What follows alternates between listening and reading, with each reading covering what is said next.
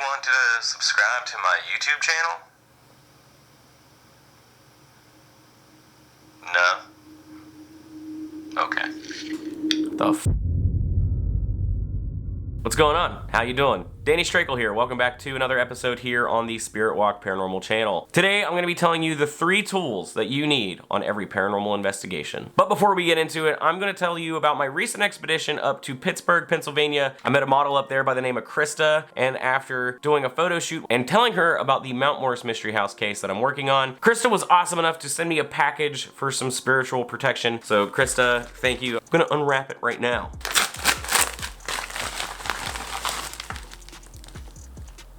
Ooh. Aw, she wrote me a note. Danny, so happy to have crossed paths. Just use these soaks each night and allow yourself to reach a grounded and meditative state. All of the ingredients are consecrated and blessed, so the hard part is out of the way. Hopefully these help you find some calmness. Best wishes to you and your family, Krista. Thank you. That's super sweet. And look at this. That's so awesome. Krista, thank you so much. I really appreciate it. Here are some of the photos that we took.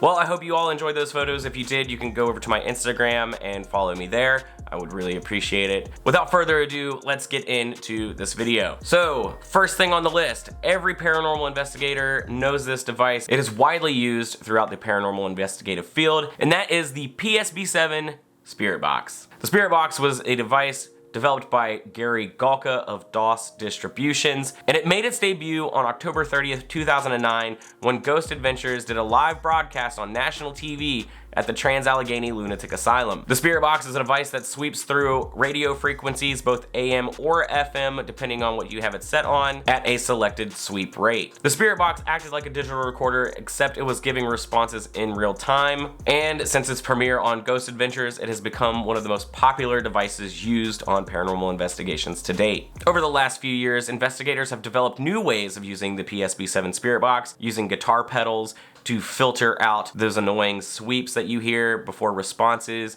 They've used loop pedals to have the responses echo. But more recently, a new method has been developed, and it is becoming one of the more popular methods to use during paranormal investigations, and I'm talking, of course, the Estes method, developed by Carl Pfeiffer and Connor Randall of the Hellier case. But the reason why it's called the Estes method is because Carl and Connor were using this technique in Estes, Colorado at the Stanley Hotel, filming for their series Spirits of the Stanley. This is a sensory deprivation method where someone is blindfolded, headphones are plugged into the Spirit Box, and noise-canceling headphones are applied on top. So the person listening to the Spirit Box can listen solely to what's going on in the headphones, not hearing any of the questions being asked by the other investigator. They're only hearing what the Spirit Box is saying, and then they'll say the words that they hear, while another investigator asks the questions, and when the investigator listening to the Spirit Box comes out of the deprivation, then they can correlate what was being asked with what was being said. This is one of the most unique methods to be developed by paranormal investigators,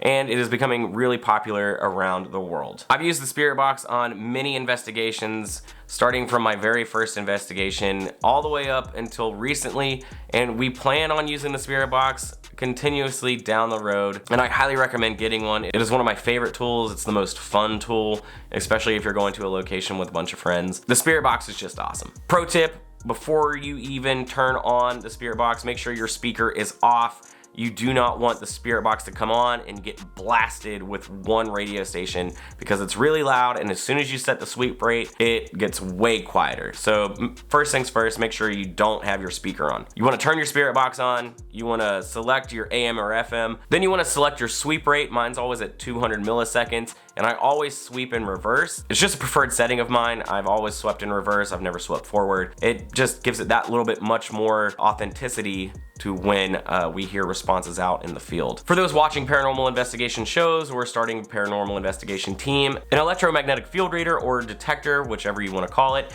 it detects electromagnetic fields in the area. So electricity and magnetism are two of nature's fundamental elements in our universe. Navigators of the past have used these naturally occurring electromagnetic fields with compasses, with magnetic oars to tell which direction they're going. And with electricity entering civilization, EMF fields have become less natural and more prominent in civilized areas. Electric fields are measured in volts per meter, and the standard unit of a magnetic field strength is called a Tesla. The Tesla is a very large unit, so the magnetic field is generally measured in a millionth of a Tesla, but there's an older, more non-standard measurement of electromagnetic fields, and that is called a Gauss. And most paranormal investigators are familiar with milligauss, or milligauss, however you want to say it. Milligauss, Gauss, Gauss.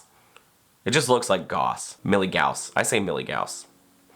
That's what I do. So 10,000 Gauss equals 1 Tesla, and 1,000 milligauss equals 1 Gauss. Paranormal investigators will use this device in the field. I've used an EMF detector on many cases, especially when I was first starting out my paranormal investigation career. It was one of the more affordable tools to use. EMF detectors allow paranormal investigators to detect changes in the electromagnetic field in the area. Most of the time you will get a baseline reading of 0.0 milligauss. But if you're around a highly charged area, maybe if you're near an electronic, it will produce some sort of EMF. There's tons of EMF throughout our civilized world with electronics and magnets throughout everything. So you have to be a little weary while using this in a residential investigation, as opposed to an abandoned building or anything like that. Being out in nature at graveyards, you'll probably have a better chance of getting a realistic reading. But just be wary whenever using this. Be sure to debunk any false reads.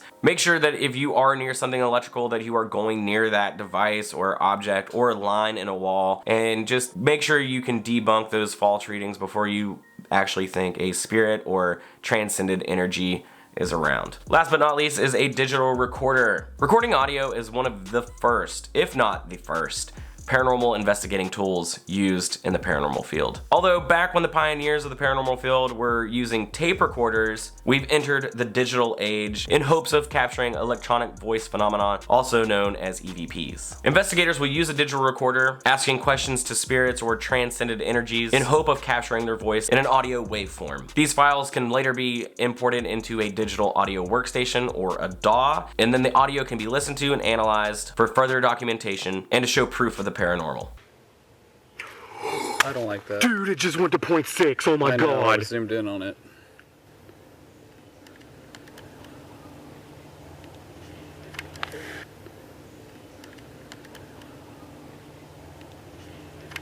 Using a digital recorder was one of the first devices that I bought for paranormal investigations. I had a digital recorder, my EMF detector, and a spirit box. And these are the fundamental tools that I use while out on investigations. And it's one of the more affordable ways to get into paranormal investigating. Well, I hope you enjoyed this video. If you found any useful information, give it a thumbs up, throw me a subscribe, hit the bell so you know when I post new content. What was your favorite part? What tool do you use on paranormal investigations? Or do you plan on starting to go out and paranormal investigate? Are these the things that you want to get? Let me know down in the comments below if you plan on picking up any of these devices. I will leave links in the description box so that you have easy access to them and use the exact same tools that I use while out on investigations. Again, my name's Danny Strakel. Be sure to follow me on Instagram. Hit us up on Facebook, Spirit Walk Paranormal, Dark Hills Media. Give us likes on those. Follow us on Instagram. Do all the things.